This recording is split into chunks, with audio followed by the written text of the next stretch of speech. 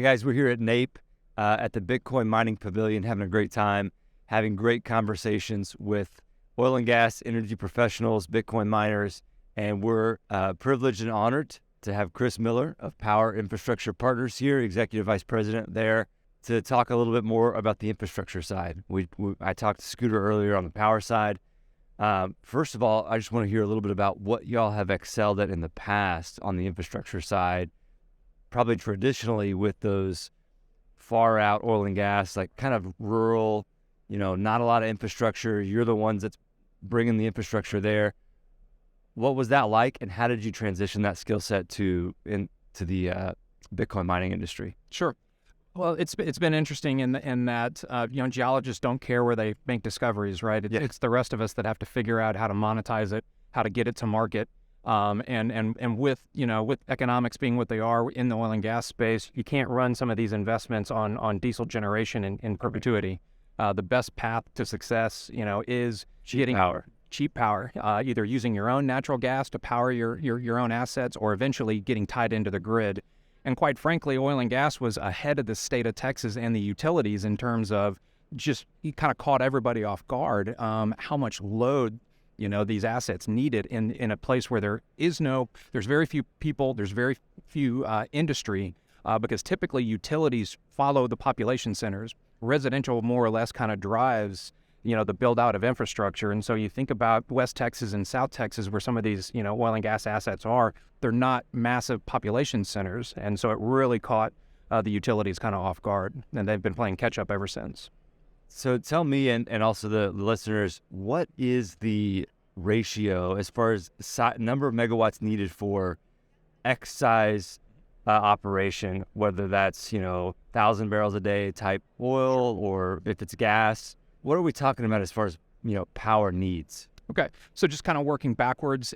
If I was thinking about a 4-well pad, what we see is that on average, that single location can need up to 2 megawatts of power to move the fluids, whether it's water, whether it's gas, or and whether how many it's barrels crude. of oil is a 4-well pad? That's probably going to be between 3,000 and 6,000 barrels a day. Okay, that's a good metric. Okay, and so 2 megawatts, they're moving fluids, they're moving, products, right? They're moving. Yeah, and that's just to get it off the pad to their gathering facility or their next little, compression station, or maybe their gas processing facility where they got to treat the liquids, treat the gas, separate the water, and then it starts all over again in terms of water disposal, and then again moving that product either to a sales line or a natural gas pipeline.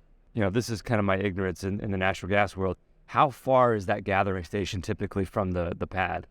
Is it miles, or is it? It could absolutely be miles. And unfortunately, and the operators, you don't know until you drill the wells. I mean, you can do all the geoscience you want in the world, but until you start getting that real world data on, well number 1 versus well number 10, it's hard for them to get in front of that and justify the expense of building out the pipeline gathering system and all of that. You almost have to go do it first and then see whether it's commercially viable to continue producing in that area. Okay. Now the next step, you get approached probably by Scooter or other colleagues saying like, hey, there's a lot of load that wants to come out to West Texas. They're gonna co-locate. Maybe they're gonna take excess load from a oil and gas operation, or they're going to build their own infrastructure because they've got great economics, or they've got a great, power contract. How did those early conversations go? So typically, we see kind of two customers. There's the customer that hasn't been through it on their own, and so they don't realize, they're used to having a utility that they can flip a light switch, they can make a phone call, and they get the power that they need. Then you have the company that's, all right, they're $400 million to an investment, and there's no power, and they've been stuck before. So the next time around, they're like, I want to control my destiny. What do I have to do in front of this investment to make sure that I'm not reliant upon anybody else to bring me or deliver power? And therefore, the economics makes sense for them to build out their own electrical infrastructure instead of waiting for the utility to build to them. And sometimes it could be the delta in that could be between 6 to 18 to 24 months.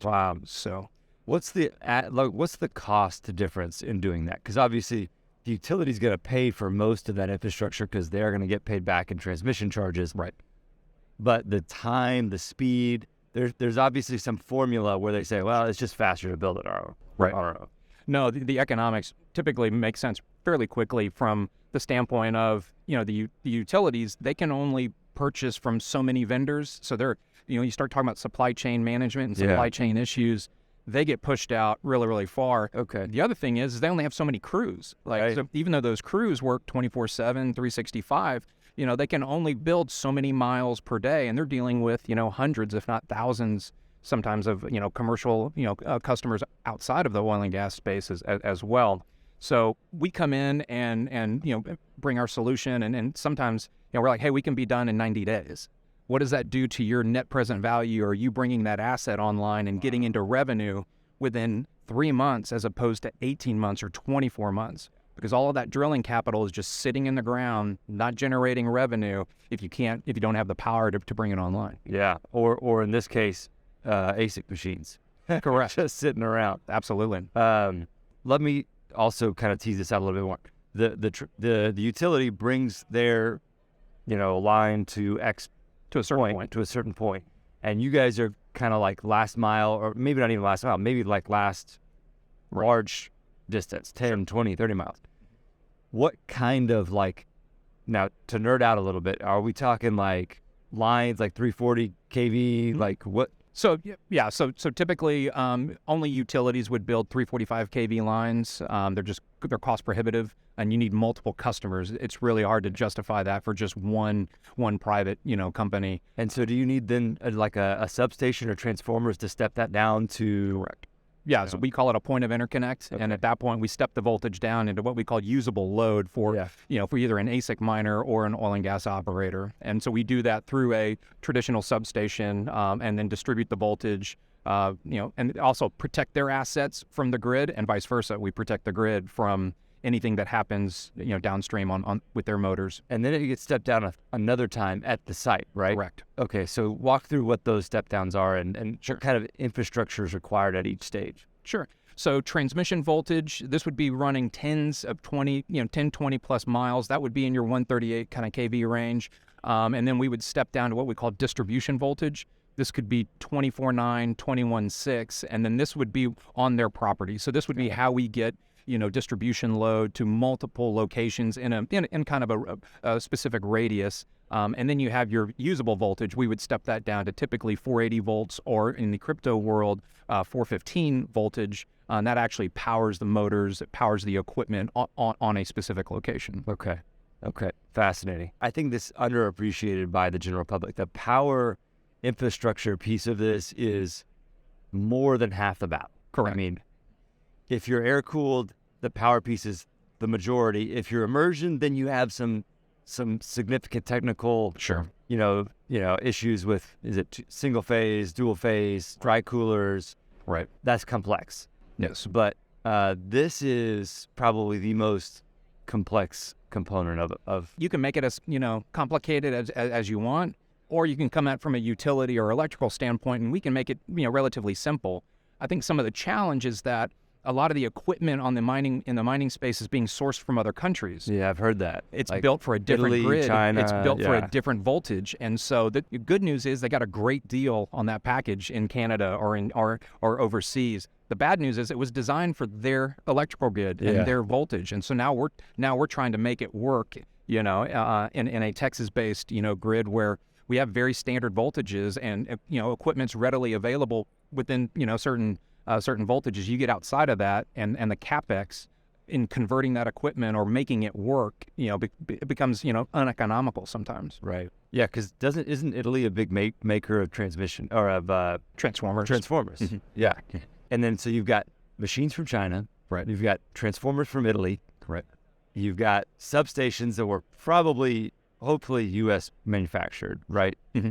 And that presents a problem. Right. So in a perfect world, we would source everything from the United States. That being said, sometimes you can find better deals elsewhere, or you're demobilizing, right? You're breaking down a facility overseas that is no longer economical, or your gas supply in Canada ran down. Well, that's an asset. It's hard for them to let that go. So they want to make that asset work, in Texas. And again, we try our best to, kind of protect them from themselves, right? Tell them, hey, this is what you can do. This is going to be problematic. Your long-term operating cost of using this equipment, you're going to hate it in years 3, 4, and 5. It's, the upkeep on it, it's just going to be challenging. Right. I mean, that expertise is probably priceless for some of these operations because they're spending hundreds of millions of dollars putting these things together. Right. And then they get to the location and they're trying to shave off a couple $1,000s here and there. I'm like, well, that couple $1,000s on site is actually going to cost you tens of thousands of dollars over the life of the project. Yeah. So it's really hard. The people that have done it, they understand it pretty quickly. But if this is like their first or second location and they don't have a lot of historical, again, operating OpEx costs to track backwards on, it's just a challenging, it's a challenging thing for them to have to, get their arms. Yeah, and their CapEx costs are going like this with terahash. Absolutely. I mean, the prices of the machines are just fluctuating, moving target, and their energy cost is a moving target. For sure. Lots of moving targets here. Right. And you guys are kind of like the stable, like, hey, we're infrastructure. Right. You probably have supply chain costs and increases, but it's not going to fluctuate to the same degree that what we've seen with other infrastructure. Agreed. So, for sure. Okay. Where can people get a hold of you? Like, what's the powerinfrastructurepartners.com? Are you active on like Bitcoin Twitter or? We are, and our sales team is on Instagram and Twitter. And then, our website, pip-tx.com. Okay. So, all right. And that's where they'll find you. Correct. Okay. Well, they got to go through your sales team and then they'll get to you. Right. Sounds good. Chris, thanks for coming on. Appreciate that. Yeah, we're excited to learn from you guys and see what you do the next couple of years. It's going to be a time for builders for sure. No, it's a fun ride right now. So that's awesome. Absolutely. And it's good for the state. I mean, again, alternative revenue streams. Let's, monetize those assets that we got. Yeah. Again, and from the oil and gas side, we've got some pipeline issues, moving some of those fluids. We're building out the ports as best we can. It could be, 3, 4, 5 years, if we can monetize some of that, gas out in West Texas or South Texas that isn't, that there's no offtake capability for it. It's better for the state. We can get the royalties, we can get the taxes going. It's better for the counties, the school system, and ultimately the state. Jobs, tax revenue. Oh, for sure. The whole 9 yards. Absolutely. All right. Okay. Thanks, Chris. Thank you. All right. Hey everybody, Ryan Harper. I'm sitting at the NAPE Summit 2023 here in Houston, Texas at the TBC Pubject Power podcast booth. And I just wanted to give a couple of updates about the summit and what we have planned. We just went live with our ticketing and I just sent an email out to, 5,000 plus people to get early bird ticketing. But that's not why I wanted to do a video. One of the things I wanted to convey is what we have planned, what we have aspirations to be, and how we see the summit being moving forward. The last 2 years have been amazing events, and it's been centralized around Texas, centralized around policy, and great efforts in Austin, Texas. Moving forward, we want to have a much bigger footprint. We're going to be in Fort Worth in November 15th and 16th. We're going to be at the convention center. We're going to have a trade show floor. We're going to have speakers that you didn't think that we could get. We have aspirations to get some high quality, high profile people, both in policy, both in political world, and in the Bitcoin blockchain digital asset space. We're going to have workshops, we're going to have startups, we're going to have universities, we're going to have nonprofits. We're going to have opportunities for startups to pitch their products. We're going to have opportunities for nonprofits to kind of showcase what they're doing, their social initiative. Our goal is to include everything that enterprise, blockchain, Bitcoin, digital asset space would want in an event. Bitcoin Miami is amazing. Consensus is amazing. Both of those events have 20,000 plus people, but both those events are probably more of your retail space. Our goal is to make the summit the premier policy, Bitcoin, blockchain, digital asset space for everyone across the country. If you're an enterprise, if you're professional, if you want to do deals, if you want to make real change, the summit is where you need to be. This video was supposed to be 30 seconds. You're welcome. Anyway, we look forward to giving you more updates, and we'll see you at the summit.